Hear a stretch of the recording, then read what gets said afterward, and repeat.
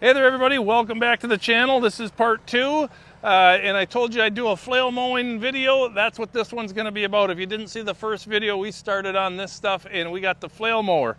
What is a flail mower? This attachment on the back of the tractor is a flail mower. If you look underneath there it is. We got a lot of different hammer blades, and this flail comes around and then those hammer blades just start flying, and it chews up pretty much everything that we can run over is what happens. That flail mower is it's a beast. It really is. It is just a beast. So we're gonna get in here, we're gonna eat up what we can, flail what we can, run over what we can, get some of this stuff, and then I'm probably gonna need to get the chainsaw out for some of the larger trees that have fallen in there so I can get through them. And we're gonna make this look a lot better. This is the beautification project here at Yukon. This is kind of like the front yard off of the big building, right? So this is our front yard, this is what we're calling it. And we're clearing things out, making it look good, making the most of our property. So all that under stuff is gonna disappear. Stick around. All right, like I said, we're just gonna eat up some of this stuff, get it open a little bit, and you guys can watch.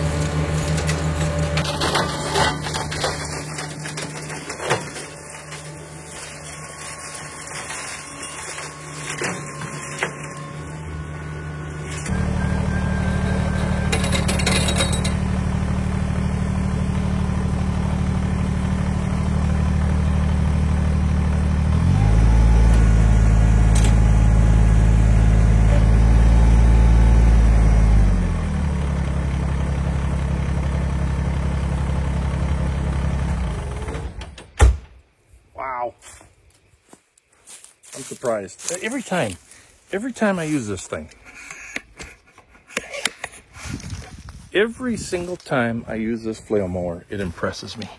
I thought I heard some barbed wire wrapped up in there, but I'm not seeing it. Maybe I just picked it up a couple times and spit it back out, but this was an old cow pasture, old one, like 100 years ago, 60, 70 years ago anyway. There was cows out here, and there's some old barbed wire that's around. I picked up a little bit of it in a previous video. That wasn't fun, but it wasn't terrible. Could have been a lot worse. But this flail mower, you guys, I can't believe I haven't broke it. I've been doing this kind of stuff with it for, what, 4 or 5 years now. I've had this flail mower. I can't believe it. I've never broke a thing on it. Everything is pretty much original except the bolts that hold the hammers on. I did replace those because there was a little bit of wear, which is expected. Oh, and I repainted it. That's what I did, because the paint that came with it was terrible. It faded right away. It used to be orange and it turned into an ugly yellow. But yeah, it did a number. This thing really did a number. Don't underestimate the power of your BX. Those things are absolutely incredible. Every time I use my BX in situations like this, I am so impressed with the durability of it. Right? Look at this. This was so thick in here before, and now we can walk through. Everything is just mulched up down to nothing, right? Just down to nothing. Okay, I like this because I think it does a much better job than a brush hog. Plus, you saw how maneuverable I was because that flail mower doesn't stick out that far, right? It doesn't stick out so far behind the tractor. It does a nice little job. Easy to go back and forth. I know there's a lot of my YouTube friends have this. It's a Bauma-Lite forestry mulcher, and it's a 3-point attachment. It's meant to back up into stuff, and it looks like it works really well. I don't think a BX is enough tractor for it, though. In fact, I'm certain that the BX is not enough tractor for it, but probably go all right behind the 3940. Yeah, maybe that'll happen someday. I don't know, but I can't believe I haven't broke the flail mower. Honestly, I can't believe it. Now, you saw me pushing some of these big logs over here, right? I'm obviously not going to be tearing up these, but look, it's just, they're starting to rot, so it's just nothing but mush. But again, like I said, don't underestimate the power of your BX. They're absolutely a powerful little machine. Can't believe it. So still want to get in there and clear out some of that stuff. Get in there, clear out some of that stuff, but it's just little bites at a time. And this is just a mess. I really should put the grapple on, get all this stuff out of here, and then go put it on my giant burn pile I got over there, right? And maybe we'll burn that up next winter, we'll see. But yeah, this job was really looking good. Look at all that open forest floor in here. It's nice to be able to come in here and walk around. I'm just loving it. This is becoming one of my favorite areas of the property. It really is. This was just about the flail mower. What else can I tell you about it? It's a Bestico flail mower, but I've noticed online that there's a company called MECMAX, and I actually ordered an implement attachment from them, and I don't have it yet, so you're gonna have to wait and see what that is. It's not another flail mower, I can tell you that, and it's not a tiller. I already got one of those, so it's something I don't have, but I do have something coming from them. But like I was saying, MECMAX makes a flail mower almost, I think, you guys, sorry, let me get out of the wind. It's windy and I don't have the mic hooked up right now. Here we go. MECMAX has a flail mower that I think is identical to this one. It looks the exact same on the pictures that I've seen. So if you're looking for one, this is considered a medium duty flail mower for tractors between, when they advertise it, between 20 and 40 horsepower at the PTO. Well, you know, the BX only has, I think it's 17.7 PTO horsepower, and this is enough to make it move just fine. It doesn't struggle at all. It's usually on my tractor most of the time, not just because I use it a lot, but because it makes great ballast as well, because it's so heavy. I think it's 600 pounds off the back, so it's good ballast. And I like it. Like I said, the only thing I've had to do is replace the hammer blade bolts, put a new coat of paint on it, and just maintenance and grease, regular maintenance and grease, right? My bearings back here have become unsealed, so you can actually see the ball bearings in there. So that's one thing that does need to be addressed. Grass tends to wind itself up in here. That's a problem, but I don't know how that's avoidable. There's actually a little bar that goes across. It's supposed to kind of prevent that, but it really doesn't work that well. Yeah, so I just get in here with a knife and make sure that those bearings have enough grease, and now the grease pushes the dirt out, and it's held together so far. There's just a couple little dings and dents from picking up rocks or branches or stuff that didn't work out so well. Yeah, that's it in a nutshell, you guys. If you got any questions about it, ask me in the comments or join the Facebook group. Ritterbit will do. You can chat with me if you want to. I can answer any other questions you might have. I think our next video might have to do with that new attachment that I got. So like and subscribe. Hit the notification bell too, so you're getting updated when I post videos. I want to put out a lot more videos this summer. I got a lot of things going on. So you've seen that building that's back there.